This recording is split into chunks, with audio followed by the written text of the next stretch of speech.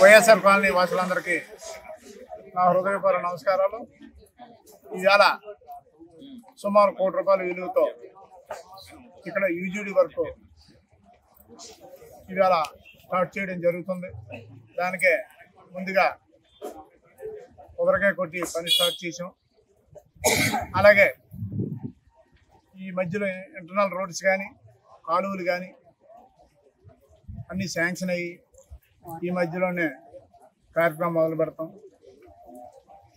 అలాగే శివశక్తి నగర్ నుంచి తిమ్మాపురం రోడ్డుకి 4 కోట్లతో ప్రస్తుతానికి టెండర్లో ఉంది. అది కూడా ఈ మధ్యలో మొదలవుద్ది. అలాగే ఇక్కడ నుంచి టెక్నో స్కూల్ వరకు ఓ డ్రైనేజ్ కూడా శాంక్షన్ చేసాను. మొన్న టెండర్ కూడా పూర్తయింది. అది కూడా వర్క్ మొదలవుద్ది.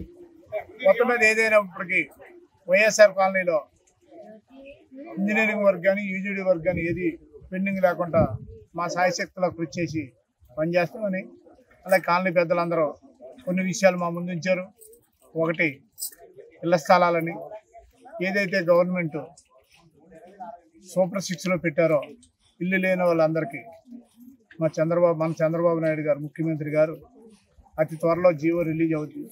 మీ అందరికి ఇల్లు లేని వాళ్ళందరికీ ఇళ్ల స్థలాలకి ఏర్పాటు చేయడానికి మా సాయశక్తిలో కృషి చేస్తాం. అలాగే కొంతమంది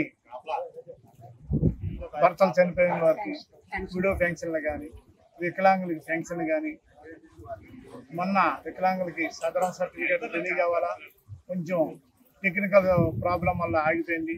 మళ్ళీ అది మొదలవుతాయి. ఈ రకంగా ఈ కార్యక్రమాలన్నీ ముందుకు తీసుకెళ్ళి కాలనీ వాసులు మన్నను పొందుతామని, ఎక్కడ చంద్రబాబు గవర్నమెంట్లో మన గంటా శ్రీనివాసరావు గారి ఆధ్వర్యంలో ఇవన్నీ స్టార్ట్ చేసుకోవడం జరిగింది.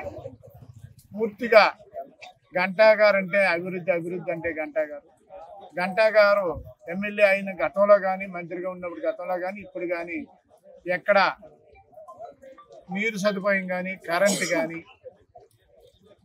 ఇలాంటి ఏవి మౌలిక సదుపాయాలు అన్నీ దగ్గరుండి చూసుకోవడంలో ప్రథమం అని ఈ సభాముఖంగా తెలియజేస్తూ ఈ చక్కటి అవకాశం ఇచ్చిన మీ కాలనీ పెద్దలందరికీ హృదయపూర్వక నమస్కారాలు తెలియజేస్తున్నాను. చరిత్ర సృష్టించినోడు ఇప్పుడు ఆ చరిత్రని తిరగరాయబోతున్నాడు.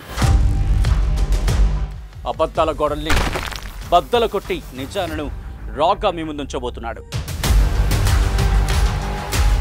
నిజమైన వార్తల కోసం వెంటనే డౌన్లోడ్ చేసుకోండి రా యాప్ని.